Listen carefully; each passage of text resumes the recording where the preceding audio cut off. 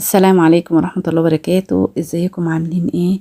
النهاردة ان شاء الله معانا اكلة كده مختلفة، يمكن تبقى جديدة على بعض الناس. الاول نسمي الله، بسم الله الرحمن الرحيم، والصلاة والسلام على سيدنا محمد وعلى اله وصحبه اجمعين. النهاردة معانا كشري، عدس اصفر. طبعا في ناس كتير هتبقى مستغربة، في ناس ما تعرفوش.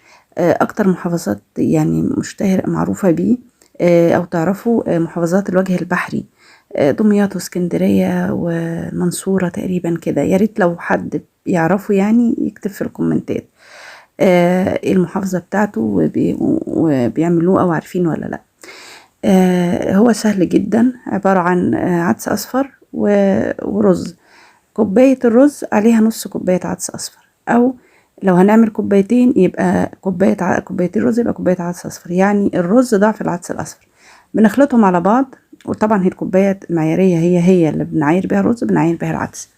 بنخلطهم على بعض ونغسلهم، ونتعامل معهم بقى من الخطوة دي معاملة بقى الرز العادي اللي احنا بنطبخه يعني بتاعنا. بنحط زيت على سمن، هو المعروف ان هو بيتعمل بزيت، لكن لما بنطعمه بمعلقة سمن بلدي بيبقى طعمه جميل جدا. وهو يعني زي رز السمك كده، بيحب الزيت او المادة الدهنية بتاعته زيادة شوية. فبنزودها شوية، بتبقى يعني بتديله فعلا طعامة، يعني بيبقى حلو قوي. بنحطه بقى، بنقدح الزيت وبعدين بنحط معلقة السمن البلدي ونقلبه بقى. برضو يعني فكرة ان احنا نسخن الاول الرز اللي احنا بنعمله، سواء كشري عدس اصفر او رز اللي احنا متعودين عليه بنطبخه. نقلبه الاول شوية في السمن كده على النار.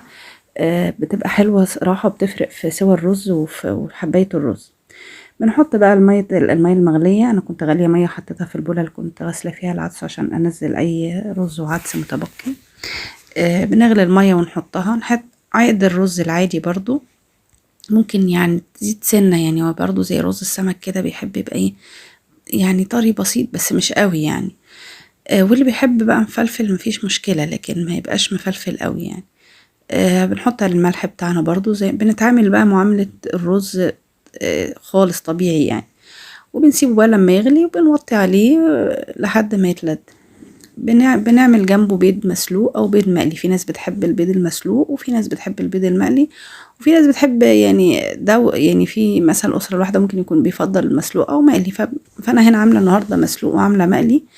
البيض بصراحه بحب اشطفه الاول قبل ما اسلقه، يعني اغسله بس بميه بس، يعني مش بحاجه تاني. احيانا بيجي مش نضيف، وحتى لو جه نضيف برضه بحب اشطفه بصراحه قبل السلق وبعد السلق كمان.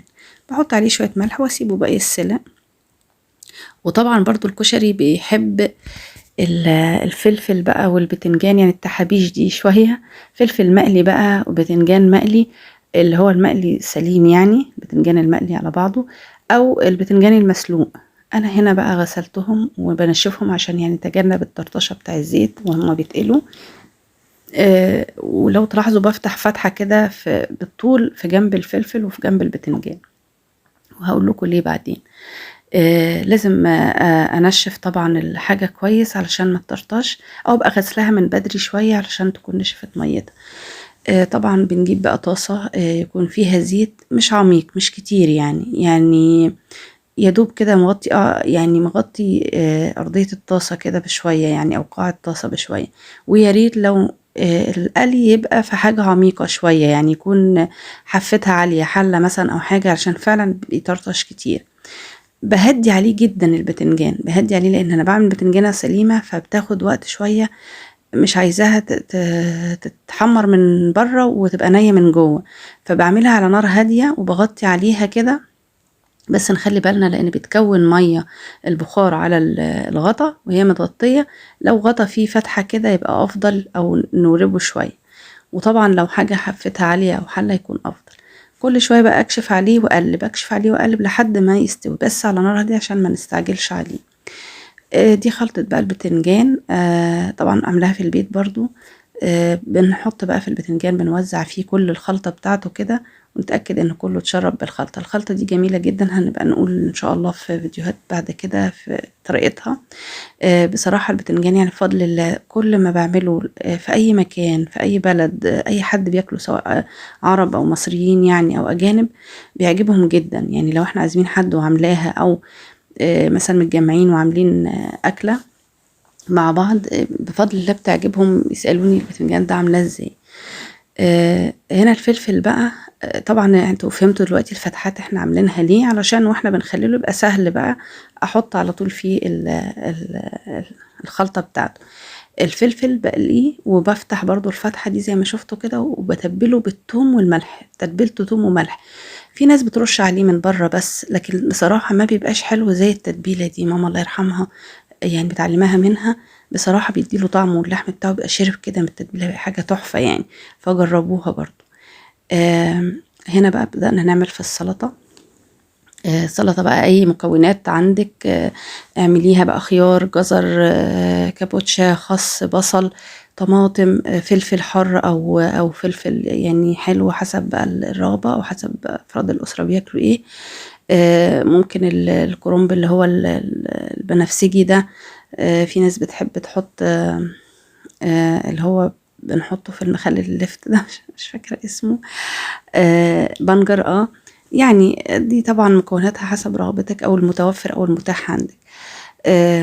انا طبعا يا سلام بقى لو في جرجير كمان نقطعه على السلطة، والكزبرة. بصراحة الكزبرة والشبت بحب احطهم على السلطة، ما بفضلش احط البقدونس بصراحة، بحب احط الشبت او الكزبرة الخضراء.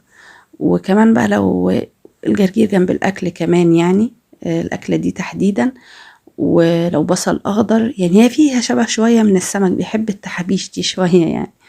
السلطة، طبق السلطة مهم جدا بصراحة. يعني المفترض يبقى موجود على كل مع كل أكلة يعني، لأن فيه طبعا مفيد جدا. ويا ريت نخليه للآخر، طبق السلطة نعمله آخر حاجة يا جماعة في تجهيز الأكل، لأنه علشان ما يفقدش قيمته الغذائية. بحب بصراحة أقطع السلطة تقطيع كبير، وكل ما بتقطع برضو تقطيع كبير كل ما بيبقى فوائدها ما بتفقدش فوائدها الغذائية. الطماطم طبعا بنشيل الحتة دي، بنستبعدها تماما، العنق ده، وبنقطعها. طبعا انا بقول الكلام ده في ناس كتير عارفينه، لكن في بنوتات لسه صغيرة بتتعلم تعمل لسه داخلة المطبخ. يعني فدي الملحوظات دي ليها يعني. لكن طبعا كلكم يعني ناس خبرة ان شاء الله وعارفين كل الكلام ده. بحب احط في السلطة حاجات بسيطة جدا، مش ببالغ في التوابل بتاعتها. هي رشة ليمون او خل، يا ده ومش كتير، و و وشوية زيت زيتون، والملح بقى الأبيض بس. ويا سلام لو متوفر بقى توم، فص توم كده ندوقه مع الملح ونحطه عليها، برضو بيبقى يديها طعم جميل أوي، لكن مش أكتر من كده. منحطش فيها بقى أي مكونات فلفل ولا كمون ولا الكلام ده كله. طبعا بنقلب بقى السلطة بتاعتنا وبنكون. بس هنا في خطوة الكشري او في اكلة الكشري بالذات، السلطة مش عاملاها اخر حاجة، لكن لازم البيض يبقى اخر حاجة، لانه البيض يعني لازم يتاكل سخن. فالسلطة كانت قبل البيض. هنا بقى في طاسة جهزت، برضه حطيت معلقة سمن بلدي كده، وقشرت البيض اللي اتسلق، وبيقولوا بقى عليه بيض مدحرج يعني كده في السمن البلدي. في ناس بتحبه كده، وفي ناس لا، تفضلوا تاكلوا مسلوق، فبرضه حسب الرغبة. في طاسة هنا بقى حطيت سمن بلدي، برضو حطيت بيض هقليه. طبعا انتوا ممكن تقلوا بسمن بلدي او سمن عادي او زيت، حسب برضو ما بتحبوا، حسب المتوفر. حطينا هنا البيض وقليناه. انا مش بحب احط البيض اقليه قوي لما ينشف كده وياخد لون، لا يعني المهم يتقلي ويستوي. وطبعا برضو كل واحد حسب متعود على ايه. وما بفضلش احط الفلفل الاسود جوه في قلب البيض وانا بضربه كده قبل القلي، بحب ارشه فوق وبعد القلي. دي كانت سفرتنا أو كانت وجبتنا ووصفتنا النهاردة. الأكلة بصراحة جميلة وتشهي. والكشري يعني هو مش بروتين، يعني مش لحوم يعني أقصد، لكن هو غني بالبروتين. البيض بروتين والعدس بروتين. فأكلة جديدة ومختلفة، جربوها إن شاء الله تعجبكم. وإذا عجبتكم الوصفة قولوا لي رأيكم في الكومنتات، ويا ريت نفعل الجرس عشان يوصلكم كل جديد. وما تنسوش لو مش مشتركين في القناة اشتركوا في القناة، عايزينها تكبر وتبقى كده هتوصل ل10,000 وأكتر. وإن شاء الله نشوفكم في وصفة جديدة. وما تنسوش تعملوا لايك وشير. وأشوفكم إن شاء الله في وصفة جديدة، في أمان الله. السلام عليكم ورحمة الله وبركاته.